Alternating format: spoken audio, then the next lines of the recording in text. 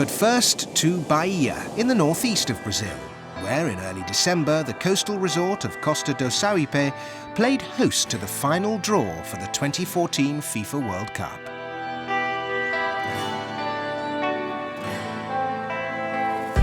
After 203 nations had contested 820 matches, it was almost time to learn the fate of the 32 teams that will contest the tournament in June and July of 2014.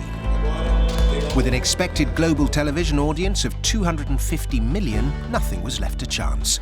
And 24 hours ahead of the main event, FIFA's Secretary-General led a full rehearsal of the draw itself.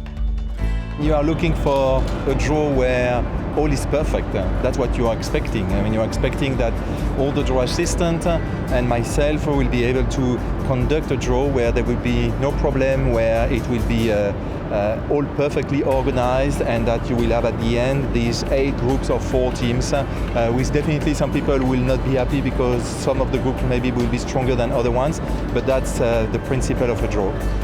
All 8 previous winners had qualified for the tournament, and their destiny in the draw would be determined by a FIFA World Cup winner from each of those nations. They included Italy's captain from 2006, who appreciates how difficult it will be for the Azzurri to win a 5th world title in Brazil in 2014. I know that it's been very tricky for European nations to win the World Cup in South America, and it will remain so. But for the World Cup to return to South America, and in particular to Brazil, I think it's fantastic. Brazil is a country where football is viewed and experienced in an incredible way. I think it will be a wonderful tournament. And so to the day of the final draw, Friday, December the 6th, and backstage some last-minute preparations for the main protagonists. Presidents Blatter and Dilma Rousseff were in attendance, of course, and the assembled coaches, media and the watching world were treated to an impressive pre-draw show.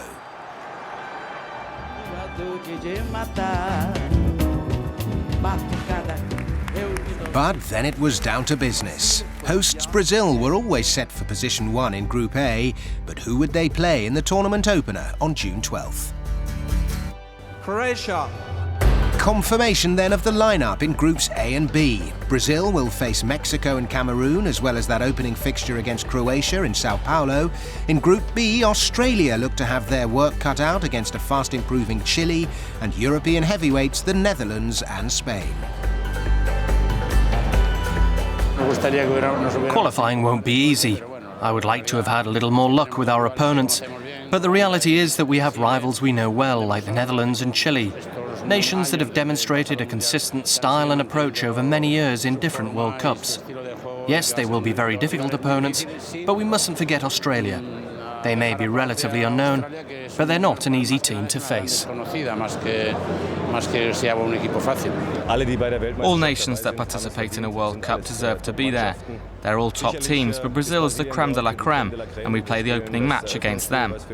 For us, for such a small country, it's a great event. The whole world will be watching. I'm looking forward to it already. I hope my players will enjoy it. They will do their best, and we'll see what happens.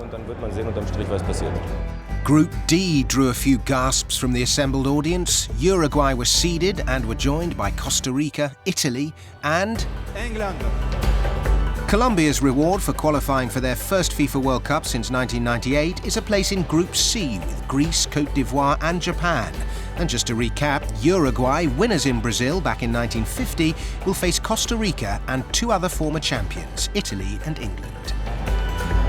Well, it's going to be tough. You know, I thought that it wasn't the group that you would sort of pluck out for yourself, but having said that, thinking about it, it's going to be 3 fantastic games, very, very interesting locations as well, and it's not going to be easy for us, but hopefully it won't be easy for our opponents either. Argentina are being tipped to do well in Brazil, and they'll be the first opponents in a FIFA World Cup for the tournament debutants. Bosnia-Herzegovina. So Group E features Switzerland, Ecuador, the 1998 winners France, plus Honduras, who have qualified for successive FIFA World Cups for the first time. Iran are in Group F along with Bosnia-Herzegovina and Nigeria, who have been drawn with Argentina for the 4th time on their 5th World Cup appearance. Being drawn in this group is a good result, and it means we have avoided any of the so-called groups of death that we always see. So we really have nothing to complain about. Saying that, we do know that football is the least logical of any sport. Every match must be played and all matches can be difficult. We must take each game as it comes. We must never lose our focus. Finally, to the last team to be drawn, and in 4 years' time, theirs will be the first name out of the hat. Russia in Group H. So in Group G, the USA's Jurgen Klinsmann will look to upset Germany, the country he represented as a player and a coach. Portugal and Ghana complete a tough section. And Group H looks just as tricky, with Belgium, Algeria, Korea Republic and Russia all vying for places in the round of 16.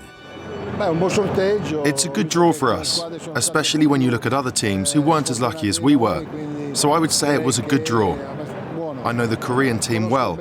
I've watched Belgium on television and have also seen Algeria, but I have to prepare myself even more. Well, I'd have preferred to avoid them. Jurgen and I worked together pretty successfully for a long time. He knows the German mentality, the German national team, and German life. He knows it off by heart. He has achieved a lot for Germany, and that's why the press will make a spectacle of this game. We have to free ourselves from that and face this particular game against the USA in a professional manner. So the 32 teams now know what they're up against, and all are eyeing the prize that will be held aloft in Brazil in 2014.